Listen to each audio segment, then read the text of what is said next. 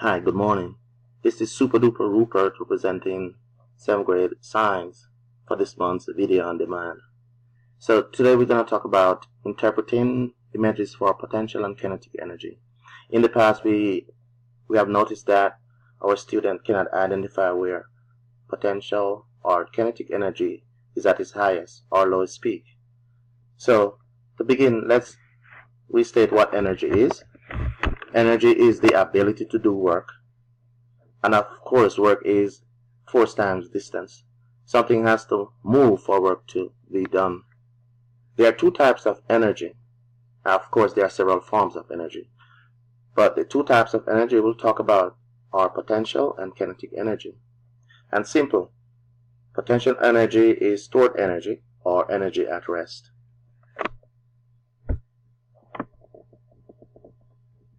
Kinetic energy is energy in motion. Anything that is moving has kinetic energy. So here's our first diagram. And if you notice that there's a little card right here, it is at its highest peak. So therefore, potential energy, not moving, is at its highest. And soon as the card starts to move downhill, it starts to lose potential energy and start to gain kinetic energy. And as it goes down, it's gaining more potential kinetic energy. Up to this point, it still have kinetic energy. And it is said at this, there's a split second when it's neither kinetic nor potential energy. It's 0, 0. But it has enough speed because it's now changing from kinetic energy back to potential energy. As it goes up the hill, it starts to lose kinetic energy and gain potential energy until it reaches back at the top of this hill where it has gained back its 100% potential energy and is not moving. Let's go to a different diagram. Now here's a roller coaster, and I'll explain what's happening here with this roller coaster. Here this car is moving. It has enough energy to take it up the hill or up the slope. The driving force does not work on cars and increase its gravitational potential energy. So what I'm saying, as it goes uphill, it starts to lose its kinetic energy, but it has enough energy to take it up. But as it goes up, it loses kinetic energy. And as it comes to the top of the hill, there at high speed, it has the greatest amount of potential energy. G stands for gravitational potential energy. GPE, gravitational potential energy.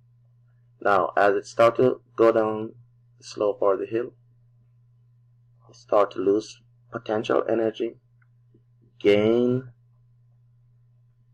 kinetic energy. So it's gaining kinetic energy as it goes down, losing potential energy until it comes right here, back to its lowest point. It starts to change over to potential energy. Has enough force to take it up the hill. So it still has potential energy here, but right now it has kinetic energy here, but as it goes up, it loses kinetic energy and start to gain potential energy. So you can see it still have kinetic energy to take it up to the next hill. And as it comes to the top of the hill, then it loses kinetic energy because it's not moving, and then gain the highest amount of potential energy to do the next down slope. I think I have one more video which I want to talk about. Yes, this appears to be a cannon. So when a cannonball is inside the tube here, it is potential energy. As soon as it's fired and start to move, it's gaining kinetic energy. Kinetic energy is highest right here, at this point B, and as it moves closer, as it moves further up, it starts to lose kinetic energy. All these are kinetic energy, but it starts to gain potential energy. At C, it has the highest potential energy, and as it's moving down, it starts to lose potential energy, start to gain kinetic energy. D, very high kinetic energy. Right here is also high kinetic energy, and as it hit the ground, it loses kinetic energy and now has potential energy right here. I hope you will enjoy this video, and we'll see you soon. Thank you.